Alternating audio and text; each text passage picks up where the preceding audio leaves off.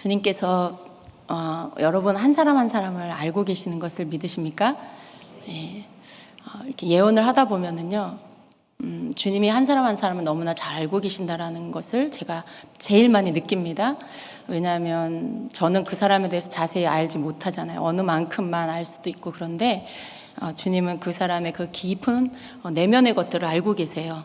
그것은 주님께서 이 한 영혼 한 영혼을 알고 계신다는 것이죠.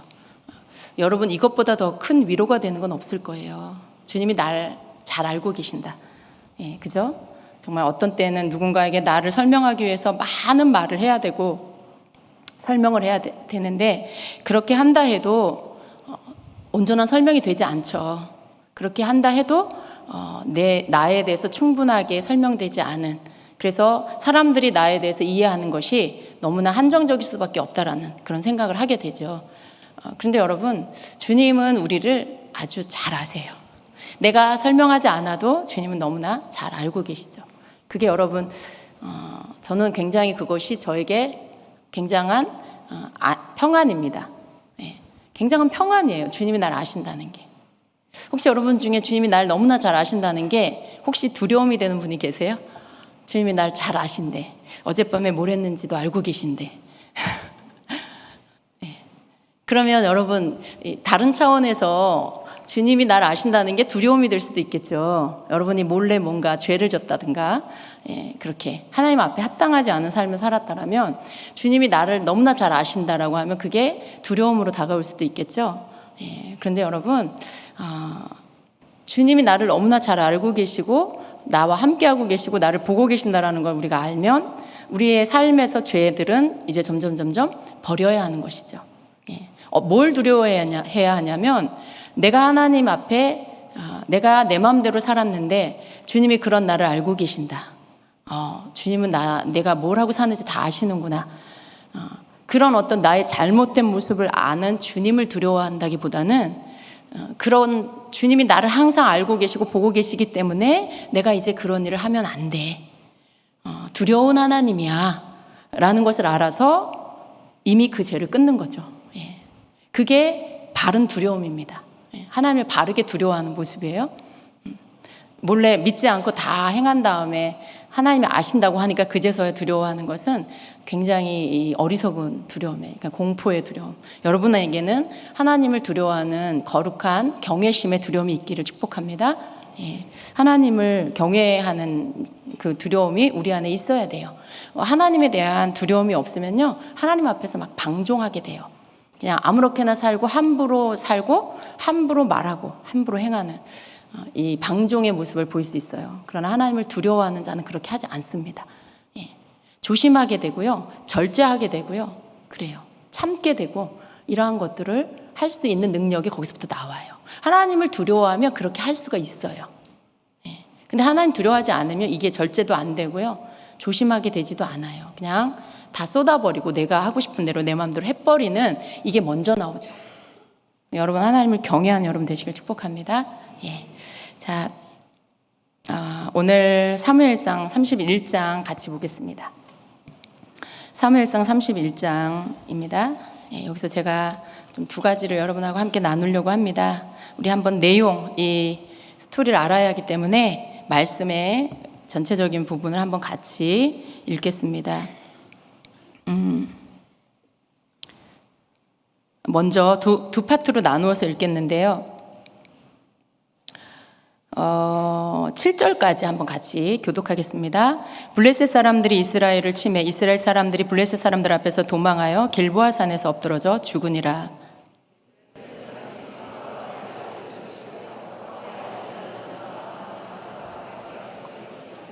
사울이 패전함에 활 쏘는 자가 따라잡으니 사울이 그 활 쏘는 자에게 중상을 입은지라.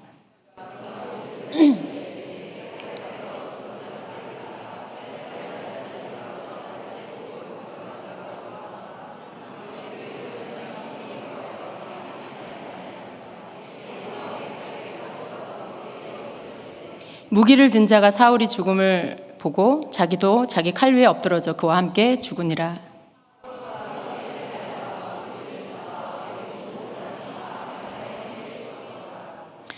같이 읽습니다. 골짜기 저쪽에 있는 이스라엘 사람과 요단 건너쪽에 있는 자들이 이스라엘 사람들이 도망한 곳과 사울과 그의 아들들이 죽었음을 보고 성읍들을 버리고 도망하며 블레셋 사람들이 이르러 거기에서 사니라. 이렇게 말씀하고 있습니다.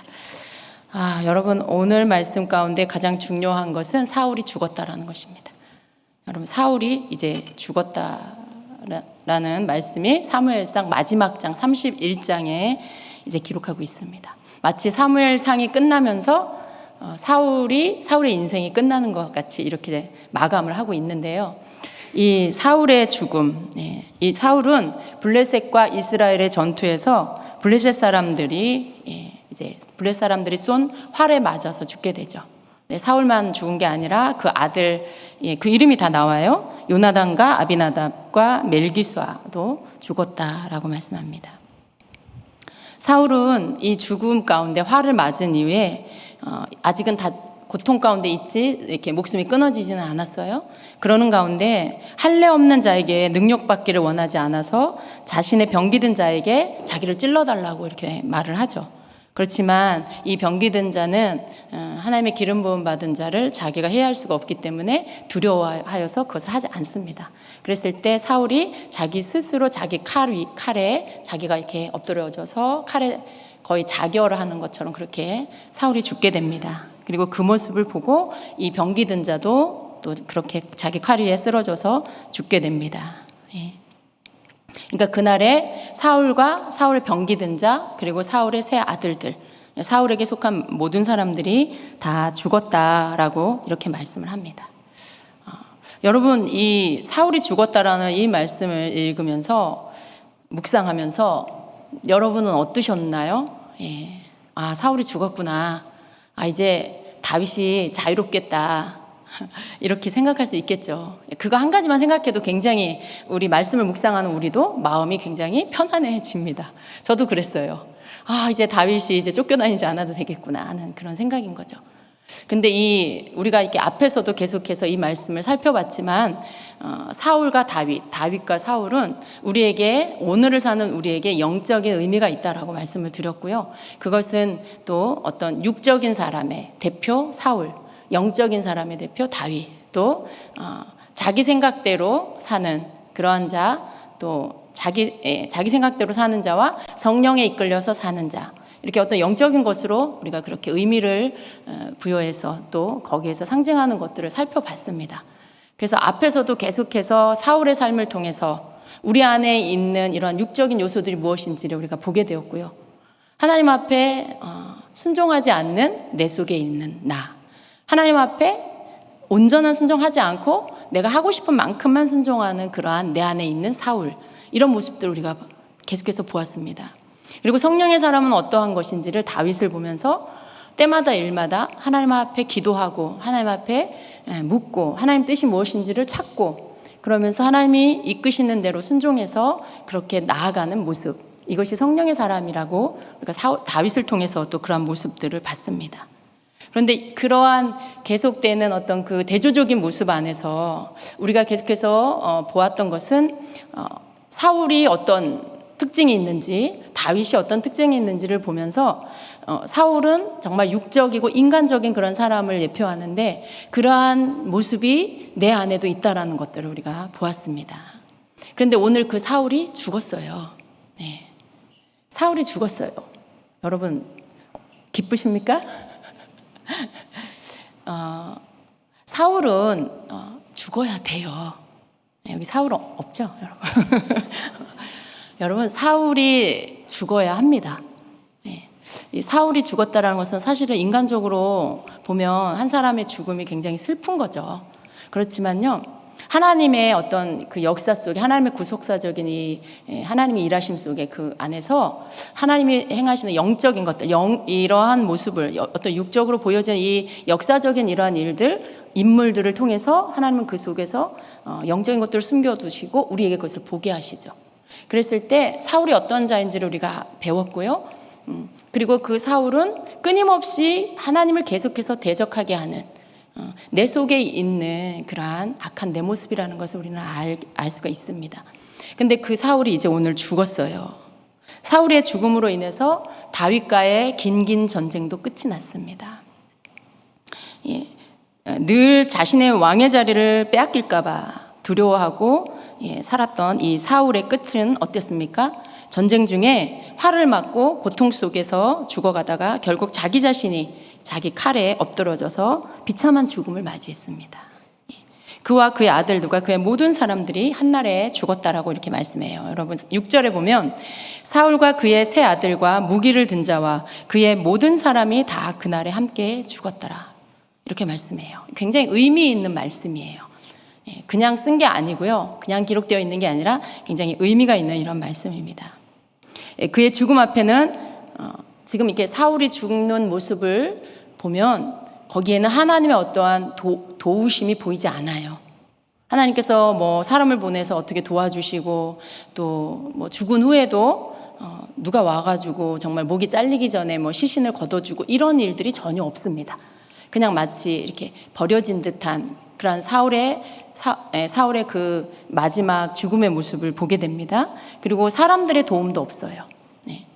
그런 어떤 그냥 버려진 채 있는 것 같은 그런 사울의 모습을 보게 되고요. 그래요. 그런데 왜 이렇게 한 나라에 이스라엘, 하나님 사랑하는 나라 이스라엘의 왕이었으면서도 사울의 죽음은 왜 이렇게 비참했을까? 우리가 한번 생각해 봐야 돼요. 보통은 여러분 왕이 전쟁터에 나가서 만약에 왕이 죽는다 그래도요. 왕을 경호하는 이들이 있잖아요. 만약에 왕이 화살을 맞았다 해도요. 그가 그냥 그렇게 시신이 버려진 채로 누군가가 와가지고 정말 뭘 다 벗겨가고 머리를 자르고 그럴 때까지 그냥 그렇게 버려져 있지 않는 게 보통입니다. 보통 그렇게 합니다. 그런데 지금 이 사울은요. 그냥 왕임에도 불구하고 죽은 채로 버려진 채로 있는 거죠. 근데 이 사울은 그가 왜 이런 죽음을 맞이하게 됐을까? 이것을 한번 생각해 볼 때 사울은요. 어떤 삶을 살았나를 우리가 봐야 돼요. 그 사울의 우리가 성경에 기록되어져 있는 사울의 삶을 보면은요. 물론 그의 삶의 모든 걸 다 기록하고 있지는 않아요. 그러나 성경이 말씀하고 있는 사울의 삶은 한 가지 목적으로 살아요. 죽이기 위해서 살아요. 다윗을 죽이기 위해서 사는 사울의 인생입니다. 그거 외에는 특별한 어떤 삶의 목적이 없어요. 오직 자기 자리, 왕의 자리를 지키기 위해서 죽이기 위해, 다윗을 죽이기 위해서 살다가 그는 죽었어요. 다윗을 죽이기 위해서 살았던 사울은요, 결국 어떻게 해요? 자기가 죽게 돼요. 결국 자기 자신이 활을 맞아서 죽게 되었습니다. 여러분, 사람의 죽음은 첫 번째는 그냥 슬픔이죠. 그런데 아까 우리 김나경 집사님 예언의 말씀 주실 때도 이렇게 좀 비슷한 맥락이 나왔어요. 우리 죄송합니다 집사님, 사랑하는 동생이 얼마 전에 천국에 갔어요. 근데 정말 예수님을 안 믿다가 이제 마지막에 예수님을 영접하고 그렇게 돌아가셨어요. 근데 우리 집사님이 동생을 너무 사랑했어요. 그래서 그 동생의 죽음이 집사님에겐 너무 큰 슬픔인 거죠. 근데 주님이 우리 집사님이 그 동생, 그 육신의 동생, 그 인간으로 사랑했던 그 육신의 정으로 사랑했던 그 동생의 죽음에 대하여 너무 많이 슬퍼하는 이 부분에 대해서 주님께서 그렇게 기뻐하지 않으셨어요. 우리 집사님이 이 시간들을 통해서 하나님께서 뭔가 주시는 메시지가 있습니다. 영의 삶, 우리가 육신의 이 오래 사는 거 물론 뭐 나쁘지 않아요. 좋아요. 그런데 어쩔 수 없이 아프기도 하고 사고가 일어날 수도 있고, 그렇게 해서 우리가 육신의 죽음을 맞이하게 됐을 때 단지 육신의 숨이 끊어진 것으로 인하여 슬퍼하기만 하는 것들을, 그것은 옳지 않다라고 말씀하시는 거예요. 왜냐하면 우리는 이 땅에 사는 것이 잠깐 살고 가는 거죠. 영원한 삶이 아니에요. 성경에는 우리가 이 땅에 사는 것이 70이요 강건하면 80이라고 돼 있어요. 평균 수명이 그런 거. 지금 뭐 조금 길어졌다 해도 그렇습니다. 언젠가는 다 죽게 돼 있고요. 그 가운데 하나님은 중요한 건 뭐냐면 그가 예수님을 믿었느냐 안 믿었느냐, 그가 하나님의 자녀가 되었느냐 안 되었느냐, 이게 가장 중요한 거죠.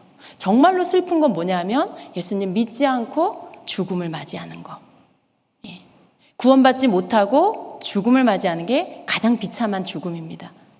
그런데 우리 집사님 동생분은 마지막에 예수님 영접했어요. 정말 하나님의 은혜로 천국에 가게 된 거죠. 우리 집사님이 주님은 그걸 생각하면서 감사하기를 원하세요. 우리 주님이 그날의 천국에서 제외할 것들을 생각하면서 너의 마음의 위로를 받으라고 하시는 거죠. 예. 그러니까 더 이상 죽음만 생각하시는 게 아니라 소망 가운데 천국을 바라보시고 그곳에 먼저 간 동생, 그리고 이후의 시간 속에 다시 만나게 될 그 동생을 생각하며 하나님께 감사하라고 말씀하십니다. 예. 이거는 이제 잠깐 다른 얘기였고요. 근데 일반적으로 사람의 죽음은 그냥 슬픔이죠.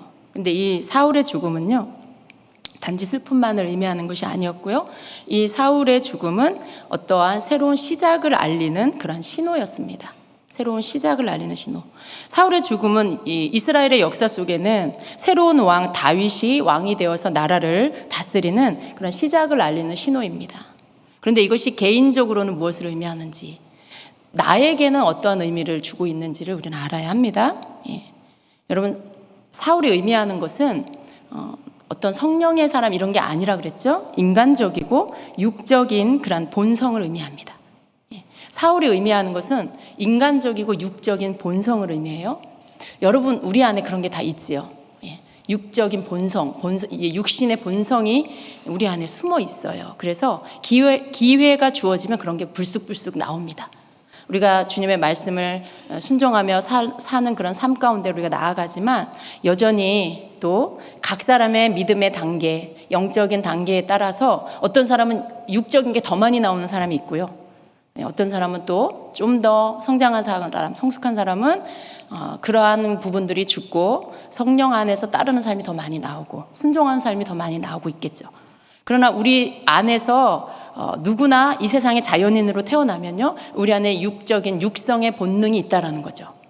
이것이 하나님의 말씀을 듣게 되고 하나님을 알게 됐을 때 점점점 그 말씀을 따라서 살면서 예수님을 믿고 성령을 받고 그러면서 이 육신의 속에 있는 것들이 법적으로는 먼저 죽어요. 예수님을 믿고 내가 이 말씀을 깨닫고 믿음으로 예수님 십자가에 죽으시고 부활하신 것을 내가 믿고 이 말씀을 믿을 때 이미 예수님이 십자가에 죽으시고 부활할 때 내가 그것을 믿을 때 나도 죽고 나도 산 거예요.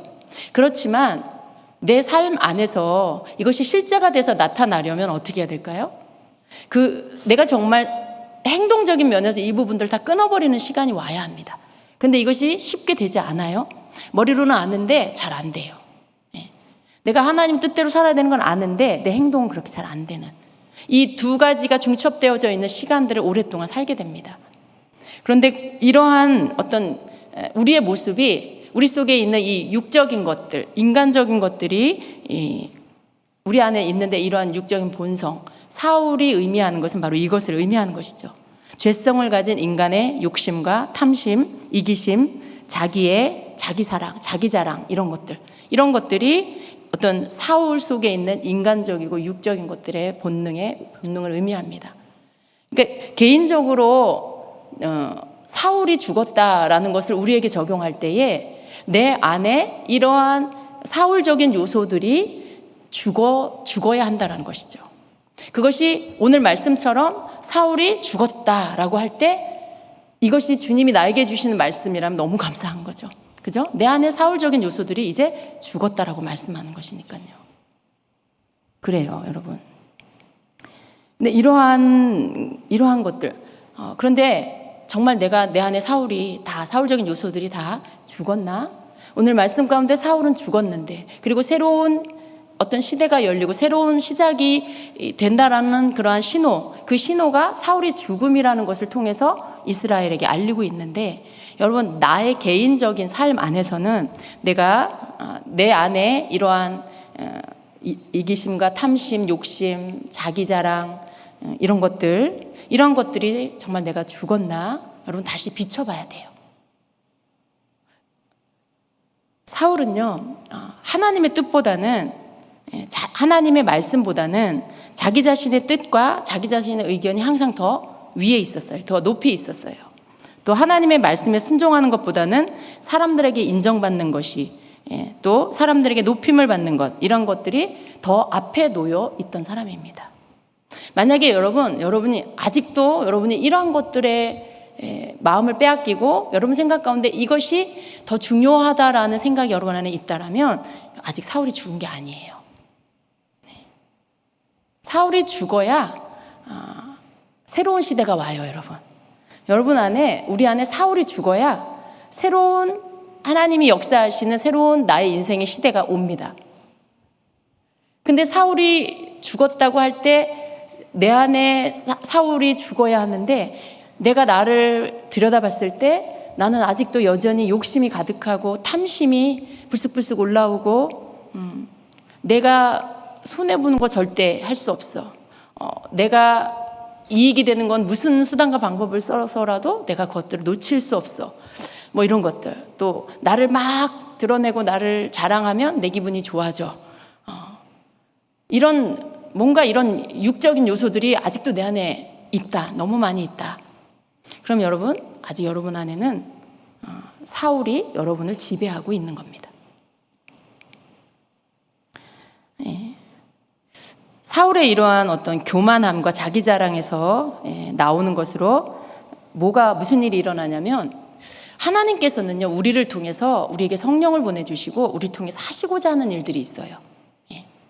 우리를 통해서 하시고자 하는 일들은 내가 생각하는 것, 내가 갖는 탐심, 욕심, 이기심, 자랑들, 이러한 것들이 우리에게서 제거가 되면요, 어떤 일이 일어나냐면 우리 안에 계시는 성령이 나에게 이렇게 말씀을 주시고 하나님의 뜻이 무엇인지를 알게 해주셔서 내가 하나님의 뜻을 알아서 그것을 행할 수 있는 자가 돼요.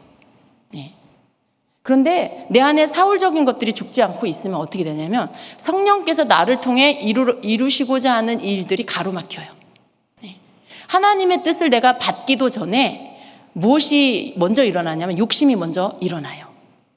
하나님께서 뭔가를 나에게 깨닫게 해주시고 성령이 나에게 뭔가 말씀해 주시고 그러한 행동들을 하기를 지금 일하려고 하실 때 내 안에 있는 욕심과 자기자랑, 이기심 이런 것들이 내 안에 아직도 버려지지 않고 있으면은요, 하나님의 뜻대로 행해야 하는 일들이 방해를 받아버려요. 그게 가로막혀버려요. 할 수가 없게 돼버려요. 왜냐하면 대부분의 사울적인 요소는 항상 하나님의 말씀보다는 이러한 육적인 본성이 먼저 앞에 놓여 있기 때문에 우리는 그러한 상태로 있을 때 하나님이 무엇을 하려고 하시는지를 볼 수가 없어요. 어떤 분들이 그러잖아요. 나는 아무리 기도를 해도 하나님의 뜻이 뭔지를 모르겠어요. 하나님이 안 가르쳐 주세요. 라고 하는 분들이 종종 있어요. 근데 여러분, 그럴 때 여러분이 그냥 단지 성령의 음성을 듣는 것에 그게 되고 안 되고 이걸 먼저 보지 마시고요. 여러분 내면이 먼저 어떤가를 보셔야 돼요. 나는 내 속에 이런 사울적인 요소들이 어느 만큼 있나, 내가 이런 것들을 다 내어버렸나, 이런 것들을 먼저 여러분이 점검하셔야 돼요. 내 속에 이런 것들이 없어질수록 성령의 음성은 잘 들려요. 내 안에 이러한 사울적인 것들이 다 죽어버리고 없으면 더 주님이 나를 통해 하시고자 하는 일들이 더 잘 깨달아져요. 근데 그런 것들이 전혀 모르겠다라고 하면 여러분에게 하나님께서 여러분을 안 사랑해서 여러분에게 은사를 안 주셔서 그런 게 아니라 너무 많은 것들이 가리워져 있어서 하나님께서 나에게 주시고자 하는 영적인 통찰력도 그렇고 어떤 행함도 그렇고 어떤 깨닫는 것도 그렇고 이런 모든 것들보다 더 높이 놓여져 있는 것들이 있기 때문에 하나님께서 성령 통해서 우리에게 주시고자 하는 것들이 밝히 드러나지가 않아서 그렇다라는 것을 깨닫게 되시길 바랍니다. 그래서 여러분, 내 안에 우리가 어떤 상태일 수 있냐면 이런 말씀을 들을 때에도 깨닫는 자가 있지만 어떤 분은 이것조차도 모르는 분도 있을 수 있어요. 내가 욕심이 가득한데 그게 욕심이라는 것조차도 못 느끼는 사람도 있을 수 있어요. 내 안에 탐심이 가득한데 탐심이 내 안에 있다는 것조차도 깨닫지 못하는 사람도 있을 수 있어요. 아주 심각한 상태예요. 그냥 그 사람은 정말 그냥 육적인 사람이에요. 그러니까 성령 안에서 주님 안에 다스림을 받지 못하는 상태. 근데 여러분, 우리가 아직 영적으로 어리거나 예수님 믿은 지 얼마 안 됐고 하나님 말씀을 잘 알지 못하면 그럴 수 있어요. 근데 그것이 점점 바뀌어가야 합니다. 하나님의 말씀을 듣고 깨닫고 그러면서 하나님 앞에 이게 죄구나. 이게 육적인 거 버려야 되는 거구나. 이건 하나님의 일을 방해하는 요소들이구나 라는 것들을 깨닫게 됐을 때 내 속에 남아있는 이런 사울적인 요소들을 하나님 앞에 회개하고 그것들을 끊어버려야 하는 것입니다. 사울이 내 안에서 죽는다라는 것은요, 내가 아무것도 안 하는데 저절로 죽지는 않아요. 내가 이러한 것들을 통해서 깨닫고요, 내 속에 있는 육적인 요소, 사울적인 요소, 인간적인 요소가 뭔지가 빛 가운데 드러나서 그것을 주님 앞에 내가 회개함으로 내 속에 있는 것들을 회개하고 그것들을 끊어버리고 하나님 앞에 그것들을 끊게 해달라고 기도하고 그렇게 했을 때 그것들이 이제 끊어지기 시작하는 겁니다. 그렇게 했을 때 여러분 정말 사울이 여러분 안에서 온전히 죽는 날이 오게 될 것입니다. 하나님 앞에 내가 이렇게 하나님이 하시고자 하는 일들을 가로막는 내 안에 있는 이런 요소들, 이 인간적인 요소들인 것이죠. 여러분 인간적이라는 거 제가 한번 말씀을 드렸는데요, 사실은 우리가 육적이다 그럼 어쩌면 빨리 분별할 수도 있어요. 육적인 것과 영적인 것에 대해서. 근데 인간적이다라고 하면 이게 뭐가 인간적인 건지 뭐가 인간적이지 않은 건지 이게 굉장히 좀 헷갈릴 수가 있는 거예요. 내가 어떤 사람을 막 위해줘요. 내가 어떤 사람에게 좋은 말을 많이 해주고요, 막 그 사람에게 위로를 많이 해줘요. 근데 항상 그런 말만 하는 사람이 있어요. 항상 그렇게 어떤 말도 이 사람 상처받을까봐 이 사람 마음에 찔림이 된다거나 혹은 이 사람이 고쳐야 된다거나 뭐 이런 것들에 대해서는 말을 못하는 이유가 뭐냐면 이 사람 상처받을까 봐.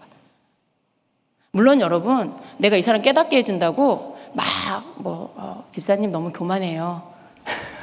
집사님 이렇게 욕심이 많아요. 뭐 이러면 안 되죠. 여러분. 그런 어떤 그 조언을 해주고 그렇게 하려면 사실은 어떤 권위가 있어야 돼요.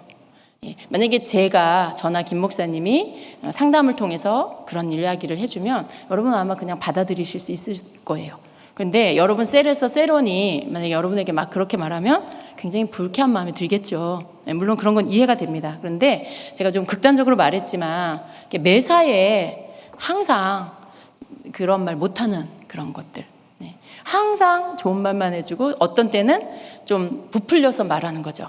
이 사람의 귀에 듣기 좋으라고 좋은 말만 해주고. 여러분 이게 굉장히 선해 보이죠. 마음이 되게 착한 것처럼 보이죠. 근데 여러분 이게 인간적인 거예요. 그러니까 어떤 수위에 너무 그 수위를 넘어서 지나치게 그렇게 막 하는 거, 그게 선한 거라고 생각해서 그렇게 해요. 근데 여러분 그게 인간적인 거예요. 인간적인 거예요. 너무 이렇게 그 사람에게 마치 이렇게 다른 사람이 들으면 너무 좀 아부하는 것 같은, 그 아부가 아니어도 너무 좋은 말로만 막 하는 거. 여러분 그런 것들이 하나님이 보실 때 그게 인간적인 거라는 거예요. 특별히 여러분 중에 이렇게 어떤 리더의 자리에 있을 때 가르쳐야 하고 바르게 또 이끌어줘야 하고 이런 자리에 있을 때 여러분 만약에 이런 부분에 있어서 너무 좋은 말만 해줘. 항상 못하고 있는데도 잘한다고만 말해주고 항상 괜찮다라고만 말해주고, 만약에 여러분 그런다라면 그게 굉장히 좋은 것처럼 보이잖아요. 여러분 근데 그게 인간적인 거예요. 이해가 되세요? 인간적인 뭔지? 그러니까 인간적인 거라는 것이 계속 그 부분에 있어서 계속해서 그 수위를 넘어버리면은요, 이 사람이 어떻게 되냐면 하나님께서 이 사람을 통해서 뭔가를 하려고 하시는데 그게 막혀버려요. 흘러나가지가 않는 거예요. 여러분 그런 것들이 우리 속에 다 있어요. 좋은 얘기만 해주는 거. 어디까지 해주고 어디까지 해줘야 될까요? 사실인 것만 얘기하면 돼요. 좋은 얘기는. 이 사람이 정말 너무 잘 참았어. 집사님 정말 잘 참으셨어요. 집사님 정말 잘하셨어요. 그러면 돼요. 거기에 지나쳐서 너무 많은 사실도 아닌 것들 갖다 덧붙여갖고 막 그 사람에게 칭찬을 하고 막 칭찬받을 일이 아닌데도 막 칭찬을 하고 이러면 그게 다 인간적인 거예요. 여러분. 그런 것들. 근데 우리 속에 그런 것들을 너무 많이 허용하면 어떻게 되냐면 분별력이 떨어지고요.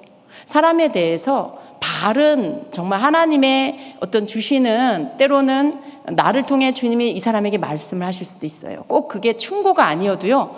어떤 말은 하나님의 음성처럼 들릴 때가 있어요. 어떤 사람에게 듣는 말이. 근데 그런 통로로 우리가 서로를 이렇게 하나님께서 서로에게 쓰시거든요. 근데 그런 것들이 이렇게 자유롭게 사용될 수 없는 상태가 돼버려요. 내가 너무 좋은 말만, 듣기 좋은 말만 하는 사람이 돼버리면 하나님이 이 사람을 적재적소에 이렇게 쓰실 수가 없어요. 물론 이렇게 악한 말만 계속하고 찔리는 말, 가시 같은 말만 계속하는 거는 그것도 좋은 게 아니죠. 그런 것들도 인간적인 거예요. 자기의 편견과 자기의 어떤 그런 그 속에 있는 사랑 없는 마음이라든가 이런 것들로 말하는 거, 그건 당연히 인간적이고 좀 너무 육적인 거죠. 그런데 우리가 속을 수 있는 게 뭐냐면 되게 선하다라고 생각되어지는데 그 속에도 인간적인 게 있다라는 거예요. 되게 좋은 것처럼 보이는데 그 안에도 인간적인 게 있다라는 거죠.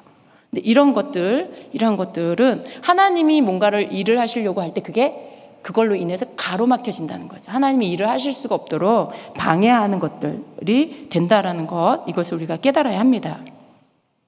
그래서 이 사울 안에는 이러한 인간적인 요소들이 굉장히 많이 있었어요. 뭐 교만함, 그리고 여러분 이렇게 선의의 거짓말, 이게 이 거짓말을 어떻게 설명하면 좋을까?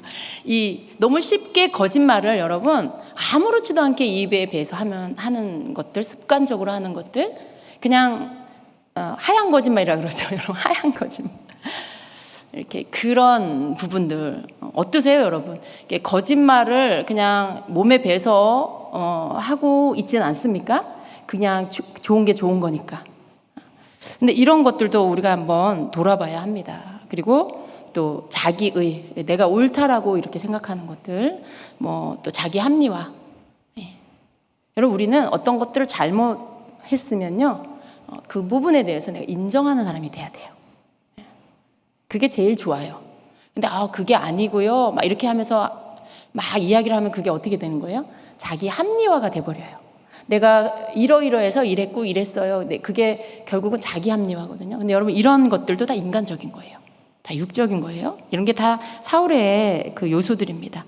또 세상과 세상에 있는 것들을 사랑하는 거, 하나님보다 더 사랑하는 거, 이런 것들이 사울 안에 있는 이런 것들인데, 여러분 우리 안에 이런 것들이 아직도 너무 많이 있다라면 사울이 펄펄 살아있는 거예요. 여러분 안에, 우리 안에 사울이 살아있는 것입니다. 그래서 우리는 이러한 부분들을 사울이 죽음으로 인해서 다윗이 다스리는 나라가 시작이 돼요. 여러분 우리 안에 사울이 죽음으로 인해서 성령이 내 영과 더불어 다스리는 그런 시대가 열려야 합니다. 그래요. 그래서 우리는 말씀을 통해서 내 안에 사울이 죽어야 하는데 내 안에는 사울이 언제 죽을까? 사울은 죽을지어다라고 한다고 죽는 게 아니라 내가 스스로 내 속에 있는 사울의 요소들을 발견하고 그것들을 가지고 하나님 앞에 먼저는 회개하고 기도하면서 끊어내기를 힘써야 돼요. 여러분 빛 가운데 내 속에 있는 어둠의 요소들이 드러나면요, 내가 그러한 행동들이나 말을 하게 될 때 그게 찔림으로 와요. 이거 주님이 나한테 깨닫게 해주셨던 건데, 주님이 이거 나한테 인간적이고 육적인 요소라고 나에게 깨닫게 해주셨는데 내가 이거 또 하고 있네? 분별이 되는 거죠. 분별이.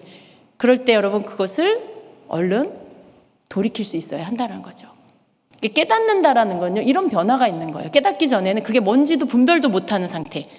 그러나 깨닫고 나면 그게 이제부터 보이기 시작하고 분별이 되면서 내가 이것들을 버려야 된다라는 찔림을 받기 시작하고 하나님께 회개하기 시작하게 되는 거예요. 그러한 행동들이 단 하루 만에 끊어지지는 않지만요, 그런 행동들이 나타날 때마다 내가 하나님 앞에 깨닫고 회개하면서 이것들을 끊어내기를 힘쓰게 된다라는 거죠. 그리고 마침내 그것들은 다 끊어지게 됩니다. 그래서 우리 속에 이러한 부분들이 있어야 합니다. 사윗과 다윗을 두고 두 인물을 통해서 우리가 영적인 의미를 이렇게 찾아볼 때 사울은요, 철저하게 자기 자신을 위해서 살았던 사람이다라고 볼 수 있어요. 자기 자신을 위해서 사는 자, 그러니까 자기의 결정체예요. 사울은 나 자신을 위해서 사는 그런 사람이었습니다. 그가 의미하는 것은요, 내 안에 계신 성령님께 순복되지 않은 나의 옛 자아를 그대로 가지고 나의 자아가 원하는 대로 따라주면서 그렇게 사는, 내 속에 숨어있는 육신적인 나 자신을 위해서 사는 것, 이걸 의미해요. 그러니까 내 속에 옛 자아가 있죠. 여러분 예수님 믿고 거듭나기 전에 이전에 갖고 있던 여러분 자아, 그게 여러분한테 다 있단 말이에요. 근데 그것은 자기를 위하죠. 여러분의 자아는요, 여러분을 위해요. 여러분이 제일 중요해요. 나 자신이 제일 중요해요. 근데 사울이 그런 사람이었어요. 나 자신이 제일 중요해서 하나님이 뭘 말씀하셔도 하는 척은 하는데 온전히 따르지는 않는. 왜? 내가 하고 싶은 게 있고 내가 취하고 싶은 게 있고, 그러니까 자기 자신을 위해서 뭔가 하고 싶은 것들이 있는 거죠. 근데 그걸 포기할 수 없으니까 어떻게 해요? 조금 하나님께 하는 척 하지만 결국은 자기가 원하는 것들로 해버리는, 이게 자기 자아를 위해서 사는 자예요. 근데 이 사울이 의미하는 것은 바로 이러한 자기의 옛 자아를 위해서, 자기 자신을 위해서 사는 자의 그 모습을 의미합니다. 근데 이런 사람은 절대로 성령님께 순복이 안 돼요. 하나님께서 사울에게 몇 번의 기회를 주셨는데도, 또 사무엘을 통해서도 계속 이렇게 찝어줬죠. 뭘 잘못했는지. 근데도 그게 고쳐지지 않았어요. 왜 그럴까요? 자기 자아를 포기할 수 없는 거죠. 자기 속에 있는 그 자아가 죽기를 원하지 않았어요. 여러분, 여러분의 자아가 죽기를 원하십니까? 우리는 영적인 법적으로는 죽었는데 아직도 여전히 그걸 그냥 여러분 속에 있는 죄의 습관을 쫓아서 사는, 그래서 자아가 죽었다고 말하지만 실제로 여러분 죽지 않은 상태로 사는 사람이 너무 많아요.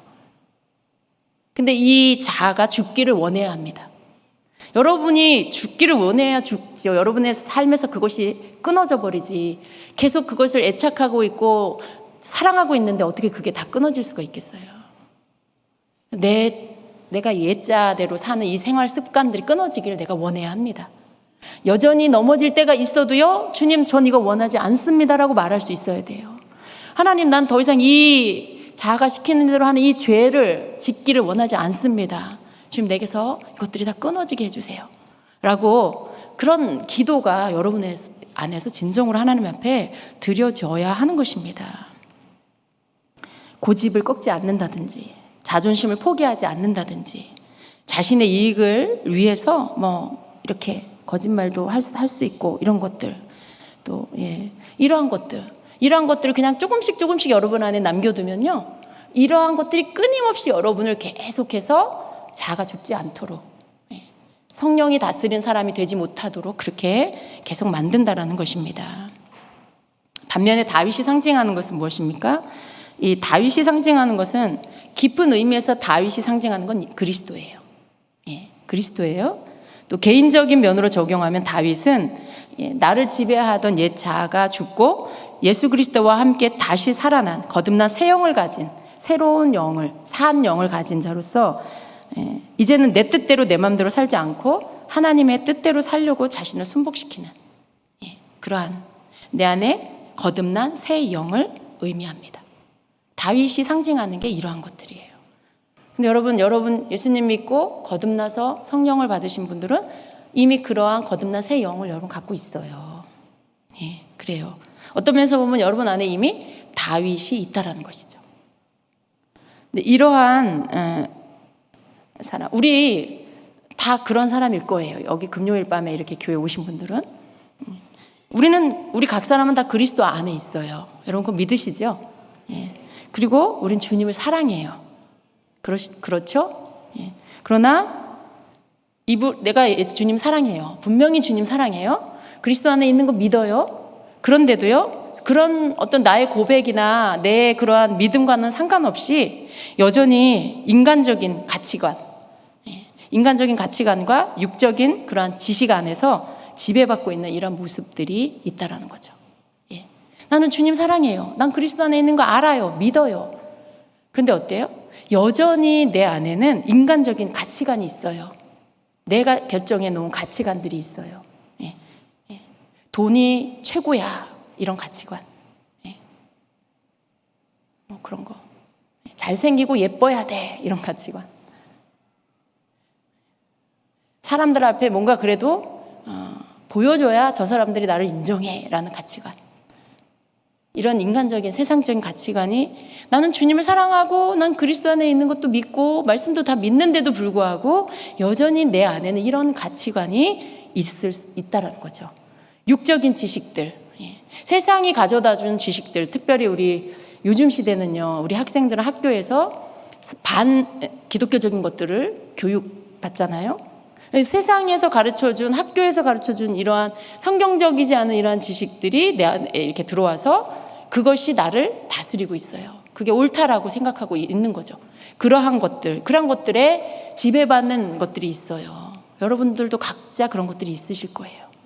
그 가문에 내려오는 어떤 전통적인 것들에 대한 것을 가치관으로 삼고 있는 뭐 그런 집안들, 그런 것도 있을 수 있고요. 근데 이런 것들, 우리가 생각하는 이런 어떤 그냥 우리가 이건 선한 거야, 이건 악한 거야 하고 우리가 생각하는 선한 것과 악한 것으로 나누는 어떤 그런 차원이 아니에요. 여러분, 우리가 선하다라고 하면 선한 게 어떤 거지 여러분 생각 속에 대충 알잖아요. 악하다 그러면 악한 게 뭔지를 대충 알아요. 떠올려요. 그런데 이러한 인간적인 가치관, 어떤 육적인 지식들은요, 이런 것들하고는 조금 다른 거예요.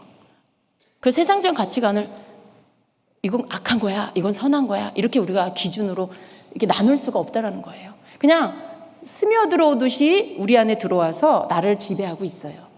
그게 선하다, 악하다, 옳다, 그르다 그런 것들로 분별이 잘 안 돼요. 그냥 세상 관습에 의해서 내 안에 들어온 것들, 또 세상 전통적인 어떤 사회적인 전통과 이런 것들로 인해서 내 안에 그냥 자리 잡고 있는 지식들, 이런 것들이 우리 속에 인간적이고 육적인 것들로 자리 잡고 있어요. 굉장히 선한 건데 그것이 인간적인 감정이나 혹은 사람 때문에 뭔가 치우쳐 있다거나 마음이 약해서라고 하는 이유들로 허용하고 있는 거. 여러분 그런 거 있으세요? 어떤 사람이 좋아. 그 사람이 좋으니까 그 사람이 하는 모든 게 다 좋아. 그 사람이 좋으니까 그 사람이 하는 모든 게 다 옳아. 여러분 그런 사람이 있어요. 이게 우리가 이렇게 들으면 아닌데요. 이제 각 사람이 여러분 각자가 보면 그렇게 누군가가 한 사람이 너무 좋으면 그 사람 하는 게 다 좋고요. 그 사람의 모든 게 다 옳다라고 그렇게 단정 지을 수 있어요. 그렇지가 않습니다. 근데 이러한 것들의 것들을 자기 스스로가 허용하고 있는 거죠. 이게 다 사울의 요소예요. 이런 것들이. 여러분 사람은 그냥 사람이고요. 그래요. 사람은 사람이에요. 저도 사람이고 여러분도 사람이고 아무리 어떤 누구라 해도 다 사람이에요. 사람은 다 거기에요, 여러분. 우리가 변화되고 추구해야 할 것은 예수 그리스도를 닮아가는 거죠. 예수 그리스도를 닮아가는 것이 우리 모두의 그러한 목표가 되는 거죠. 그리고 그 과정 가운데 우리가 가고 있는 거예요. 그 사람 자체가 옳고 그 사람 자체가 선하고 그런 건 아니에요. 그 사람이 누구를 향해서 가고 있냐, 그 사람을 통해 누가 나타나고 있느냐, 이런 것들이 더 중요한 거죠. 네, 이러한 사람에게 또 치우치는 것들, 마음이 약해서 뭐 이렇게 허용하는 것들, 이러한 모든 것들, 여러분 그것들이 여러분 안에 있을 수가 있어요. 여러분에게는 개인적으로 어떤 사울의 요소가 있습니까? 여러분 이것이 여러분 안에서 이렇게 좀 발견되었으면 좋겠습니다. 하나님의 말씀과는 아무 상관없는 인간의 전통, 어떤 유교적인 그런 지식들, 특별히 한국에는 그런 게 너무 많아요. 개인적인 신념이나 자기 주관까지, 혹은 마음이 약해서 상처받을까 봐 말 못하는 것들, 이게 다 사울의 요소라는 것을 여러분 깨달으시기를 바랍니다. 여러분 그런데 오늘 사울이 죽었다라고 말씀을 합니다. 우리 안에 각자 개인적인 사울도 다 죽어야 합니다. 그것은 오랜 세월 동안 자기 자신을 속이고 그것이 하나님께로부터 온 것이냐 속이고 여러분 안에서 살았던 인간적이고 육적인 그러한 요소들입니다. 사울은 죽어야 합니다. 그래야 우리 안에 진정으로 살아야 할 새 피조물로서의 성령 안에서의 나 자신이 살 수가 있어요. 주님의 이끌림을 받으면서 살 수가 있습니다. 정말 이것은요, 여러분, 마치 이 컵 안에 물이 가득 차면 이 컵의 공간 안에 물로 가득 채워진 거죠. 근데 이 컵에 있는 물을 마시면 그 공간이 비죠. 그럼 그 빈 공간에 뭐가 채워지죠? 공기가 채워지죠. 마치 그런 것처럼 우리 안에 사울적인 요소들이 빠져나가면요, 자연스럽게 성령의 이끌림을 받는 성령의 사람의 요소들이 채워집니다. 그래서 사울적인 요소들을 버리는 게 정말 더 중요한 거예요. 필요한 거예요. 성령으로 충만한 자가 되기를 원하고 성령의 이끌림을 받는 그런 성령의 열매를 맺는 사람이 되기를 원하면 내 안에 있는 사울적인 요소들이 계속해서 버려져야 돼요. 그러면 그 비워진 자리가 성령의 이끌림을 받는 요소들로 하나님의 말씀을 따르는 모습으로 계속해서 채워지게 되는 것입니다. 그러니까 여러분, 죄를 끊어버리는 게 그렇게 중요한 거예요. 내 속에 인간적인 요소들, 세상적인 가치관들을 버리는 게 굉장히 그래서 중요한 것입니다. 그게 버려져야 하늘의 것으로 체험을 받기 때문에 그렇습니다. 그래서 여러분, 사울이 죽으면 다윗이 다스리는 나라가 돼요. 여러분, 우리 안에 사울이 죽으면 내 옛자가 죽는 그러한 삶이 되면 그리스도께서 다스리는 그러한 내가 됩니다. 예수님께서 나를 다스리는 그러한 나의 삶이 되는 것입니다. 그런데 여러분, 우리가 조심할 게 있어요. 주님께서 조심하라고 말씀하십니다. 그건 뭐냐면 죽었다고 해서 완전히 끝난 것이 아니기 때문에 그래요. 나 이제 이거 다 죽었어. 내가 뭔가 하나를 주님이 너 이거 인간적인 요소야 라고 하는 걸 가르쳐 주셨을 때 내 속에 있는 인간적인 요소들, 육적인 요소들을 발견하게 되고 그것들이 이제 끊어집니다. 여러분, 근데 그게 끝이 아니에요. 그게 끝이 아니에요. 계속해서 내 안에 심겨져 있는 나의 습관들, 여러분 습관 있죠? 어떤 일을 만나면 내가 이렇게 하는 습관이 있어. 어떤 사람을 만나서 대화를 하면 내가 이 사람에게 그냥 좋은 말만 하는 습관이 있어.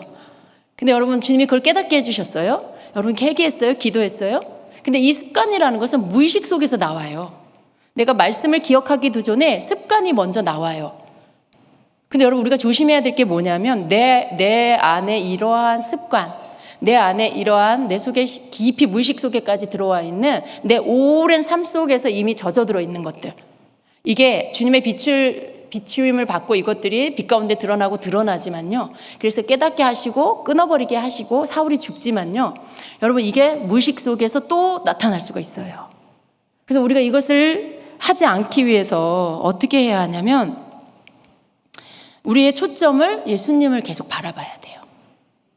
예수님을 계속 바라보는 거. 여러분, 우리 일상 가운데 어떤 다른 것들, 교회에 오면은 그냥 다 말씀 듣는데 집중하시잖아요. 근데 여러분의 삶으로 돌아가면 그냥 여러분이 뭔 생각 같은 거, 또 뭐 이렇게 여러분들이 바라보는 거, 여러분 내면 안에서 품게 되는 것들이요, 한번 이렇게 생각해 보세요. 오늘 여러분 몇 가지의 생각을 하셨어요? 아침에 일어나서부터 해가지고 지금 시간까지 여러분 어떤 생각들 하셨어요? 셀 수가 없을 거예요. 그죠? 정말 많은 생각들이 여러분에게 지나가고 막 이렇게 떠오르고 했을 거예요. 근데 여러분, 이것이 우리는 이러한 것들에 대해서 통제하지 않아요. 내가 나 이 생각 하지 말아야지. 물론 그렇게 이제 하는 것들 조금씩 있지만 대부분 보면요, 이러한 것들을 내가 막 이렇게 통제하지 않아요. 근데 주님이 뭐라고 하시냐면요, 네가 네 생각이라고, 너의 생각이라고 해서 네가 그냥 아무 생각이나 해도 된다라고 하는 생각을 버려라. 내가 하는 생각은 내 생각이에요. 그죠? 이걸 남이 너 이 생각 하지 마, 뭐 어째, 이런 말 못 해요. 그죠? 내가 그냥 알아서 결정하는 건데 거기 안에 뭐가 있냐면 이건 내 생각이야. 이것은 내 영역이야. 내 개인적인 영역이야. 그러니까 어떻게 해요? 내가 생각하는 거고 뭐 그럴 수도 있는 거고 그래요. 근데 주님이 뭐라고 하시냐면 네 생각의 주인이 네가 되면 너는 이러한 죄의 습관을 끊어버릴 수가 없다라는 거죠. 여러분, 우리가 언제 넘어지냐면요, 우리의 생각에 뭐가 들어와요? 그러면 그걸 그냥 생각해요. 어떤 염려거리가 들어왔어요. 혹은 뭐 며칠 전에 그러한 해결되지 않은 문제가 갑자기 오늘 아침에 갑자기 생각으로 쑥 들어왔어요. 그럼 대부분 어떻게 하냐면 그걸 가지고 또 곱씹어요. 생각해요. 그리고 그 문제를 가지고 또 되게 무거워지고 힘들어져요. 예. 그게 대부분 사람들이 그래요. 근데 우리가 이러한 부분들에 있어서 이러한 믿음을 빼앗기고 또 어떤 마음에 하나님을 향한 이러한 이 활기찬 마음들, 이런 것들이 자꾸 사그라들죠. 염려가 들어오고 근심거리가 들어오고 이러면 이 마음 안에 이 하나님을 향한 믿음이 자꾸 사그라져요. 근데 그렇게 사그라지면 어떤 하나님을 바라보면서 내가 내 문제를 돌파할 수가 없어요. 왜냐하면 믿음이 떨어졌기 때문에. 근데 계속해서 믿음을 가지고 그것을 믿음의 기도로 이어지게 하고 그것을 계속해서 유지할 수 있는 방법을 우리가 알아야 하는데, 그것은 우리가 계속 주님을 바라보는 거라는 거예요. 주님을 바라보는 게 뭘까? 어떻게 주님을 계속 바라봐? 사진 한 장 이렇게 붙여놓고 계속 그 사진 쳐다보면 될까요? 여러분, 우리가 주님을 바라본다라는 것은요, 내가 생각 가운데 계속 주님 생각을 하는 거예요. 실제로. 그러면 다른 잡념이나 다른 생각이 들어올 수가 없어요. 근데 이것을 내 의지로 해야 돼요. 저절로 되지 않아요. 계속 주님을 생각하는 거, 계속 예수님을 생각하는 거. 좀 어렵죠, 여러분? 여러분, 누구 좋아하는 사람 있으면 억지로 의지적으로 하라고 하지 않아도 온종일 그 사람 생각하잖아요. 온종일 여러분이 좋아하는 사람 생각하는 그런 때가 있었을 거예요. 우리 청년들 중에 지금 그런 사람 있어요? 연애 중인 분? 우리 결혼할 우리 자매님은 그런가요? 그러니까 내가 누군가를 좋아하고 사랑에 빠지면 그 사람을 내가 생각하지 않으려고 해도 너무 떠올라서 이게 생활에 방해가 되는, 마치 그런 것처럼요, 주님을 계속 생각해야 된다는 거예요. 그러면 이런 생각들, 그래서 거기에서 나오는 내 죄의 습관들, 이런 것들, 죄의 말들, 이런 인간적인 요소에서 나오는 행동들, 이런 부분들이 점점점 줄어들게 된다라는 거예요. 여러분, 실제로 이건 그냥 어떤 추상적인 게 아니에요. 실제로 주님을 계속 바라보고 생각하는 훈련을 하셔야 돼요. 생각이 다른 것에 뺏겼어, 무심결에. 그런데 얼른 그 생각을 끊어버리고 주님을 생각하셔야 돼요. 이게 계속 이렇게 훈련이 되면요, 주님을 생각하는 거, 주님을 바라본다라는 거, 그게 주님께 초점을 맞춘다라는 게, 그거 자체가 나 자신을 지켜주는 거예요. 그렇게 하는 것 자체가 나를 지켜줘요. 이게 주님이 주신 말씀이에요. 너는 너의 생각이라고 생각하기 때문에 어떤 생각이 들어오고 떠오르고 할 때 무방비 상태로 그냥 들어오는 생각 그냥 받아들이고 그거에 끌려가고 그 생각을 따라서 막 꼬리에 꼬리를 물면서 생각이 쫓아가고, 그러면서 거기에서 또 막 마음을 뺏기고 그것이 행동으로 이어지고. 여러분, 그런 적 없어요? 어떤 사람이 여러분에 대해서 좋지 않은 말을 했대요. 그것을 전해 들었어요. 기도하고 털어버렸어요. 그런데 다음날 일어났는데 갑자기 밥 먹다가 그게 생각이 났어요. 그런데 여러분이 그 생각을 받아들이면서 갑자기 마음에서 분노가 막 일어나면서 전화를 하고 싶은 생각이 드는 거죠. 그리고 전화를 해요. 근데 거기에서는 어떻게 돼요? 거기에서는 좋은 대화가 오고 갈 수가 없죠. 감정이 상해서 서로 대화를 하게 되기 때문에 뭔가 옳고 그름을 막 따지다가 서로 상하겠죠. 이게 이 행동이 나타나기까지의 시작이 뭐냐면요, 불쑥 들어온 좋지 않은 일에 대한 생각이 여러분에게 들어온 거예요. 근데 그것을 여러분이 받아들이니까 어떻게 해요?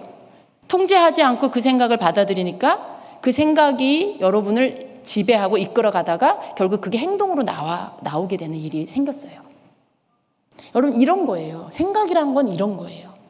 주님께서 주님을 바라보고 주님께 초점을 맞춰 주님 생각을 하면 우리가 이러한 어떤 인간적인 요소에 넘어지는 것들, 육적인 것들에 넘어지는 것들을 막을 수 있다라고 하시는 말씀이, 생각을 옮겨버리면요, 거기서 끝나버려요. 안 좋은 생각이 들어왔어. 그걸 내가 지금 무슨 생각하는 거야? 아니야. 주님을 바라봅니다. 내가 주님을 생각합니다. 그래서 주님 생각을 해. 여러분, 주님을 이렇게 바라보면 그냥 주님의 얼굴을 떠올리셔도 되고요. 그 주님의 사랑의 눈, 그 주님의 그 얼굴에 나를 향하신 그 사랑의 얼굴, 그것을 여러분이 연상해도 되고요. 어떤 한 구절을 떠올려도 돼요. 말씀을. 그것을 이렇게 입으로 읊조려도 돼요. 예. 여러분의 방법이 어떤 거든지 그걸 주님을 바라보는 그러한 어떤 제스처가 되면 그걸 하시면 돼요. 그러면 여러분에게 들어오는 이 육적인 것들로 여러분을 넘어뜨리려고 하는 것들이 거기에서 중단이 되고요. 주님을 바라봄으로 인해서 여러분 마음이 지켜져요. 여러분의 행동이 죄로 이어지지 않아요. 육적인 행동으로 옮겨지지가 않게 되는 거죠. 그것만 있는 것이 아니고 여러분 속에서는 계속해서 주님을 사랑하는 마음이 막 일어나요. 계속 주님을 생각하면요. 주님을 향한 이 열정이 일어나고 사랑이 일어나요. 그리고 말씀을 사랑하게 되는 마음이 일어나고요. 찬양을 듣고 싶고 찬양을 하고 싶고 교회에 가서 예배 드리고 싶은 마음이 막 이렇게 일어나요. 그러니까 여러분이 그래서 그 생각의 주인이 주님이 되게 하라는 거죠. 내 생각이라고 내 마음대로 허용하고 놔두는 게 아니라 우리가 그렇게 하는 이유가 주님이 그러세요. 네 생각의 주인이 너라고 생각했기 때문에 그렇다. 근데 너의 생각의 주인이 네가 아니고 나다. 주님이시다. 왜냐하면 나는 주님의 것이니까요. 예수님 피값으로 날 사셨잖아요. 그러니까 나의 주인은 주님이고 내 생각의 주인도 주님이세요. 그러니까 내 생각을 내 마음대로 하면 안 되는 게 주님 생각을 해야 되는 게 주님이 내 주인이기 때문에 그런 거죠. 그래서 그렇게 할 때 이것이 지켜진다라고. 그래서 내 마음대로 해도 된다라고는 생각에 절대 속지 말라고 이렇게 하십니다. 말씀하십니다. 그리고 시간도 여러분에게 교회에 와서 예배드리는 시간은 내가 주님께 드리는 시간이야. 근데 내가 뭐 집에 있든지 직장에 있든지 뭐 여러분 사적인 생활 가운데 있으면 어때요? 그 시간은 내가 알아서 할 시간이다 이렇게 생각할 수 있죠.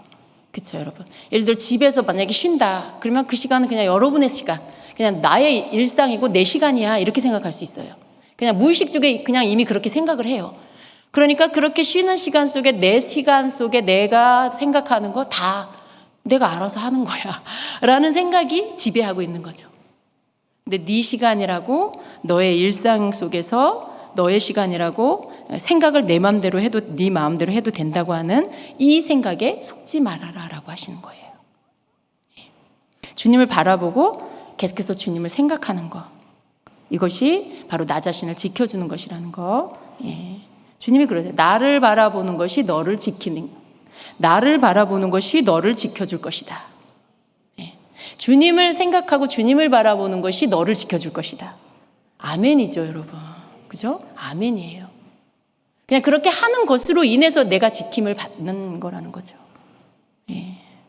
그래서 사울과 같이 사울은 혼자 죽은 게 아니에요, 여러분. 그와 함께한 사람들이 다 죽었다 그랬어요. 그와 함께한 사람들이 다 죽었다. 저는 이 말씀이 참 감사하더라고요. 이게 몇 절이죠? 6절인가요? 다시 한번 제가 같이 읽겠습니다. 사울과 그의 세 아들과 무기를 든 자와 그의 모든 사람이 다 그날에 함께 죽었더라. 아멘. 여러분 안에 있는 사울과 그와 함께한 모든 것이 다 죽어야 돼요. 다 죽어야 돼요. 그것은 여러분의 습관들, 생각들, 행동들, 변화되지 않은 습관들, 고침받지 않은 생각들, 거기서 나오는 행동들, 이런 모든 거예요. 사울과 그에 속한 모든 사람들이 다 죽었더라. 사울에게 속한, 여러분 안에 속한 모든 것들이 다 죽어야 됩니다. 그것이 다 죽어야 됩니다. 지극히 육적이고 인간적인 것들, 이러한 것들이에요. 그래서 여러분 이러한 내 안에 습관화된 무의식적으로 행하는 그러한 영역까지 완전히 끊어내야 합니다. 가장 좋은 방법은 계속해서 내 의지를 가지고 주님을 생각하고 주님을 바라보는 것들을 계속 하시기를 축복합니다. 그냥 하루에도 100번이라도 주님의 이름을 부르세요. 주님, 내가 주님을 바라봅니다. 주님을 생각합니다. 주님을 묵상합니다. 계속 그렇게 하게 될 때 여러분 안에 있는 이러한 인간적이고 육적인 것들이 끊어져 나가게 될 것입니다. 아멘. 한 가지 더 있지만 오늘 하지 않겠습니다. 시간이 많이 갔습니다. 다음에 기회가 될 때 하겠습니다. 이 시간에 우리 같이 기도하겠습니다.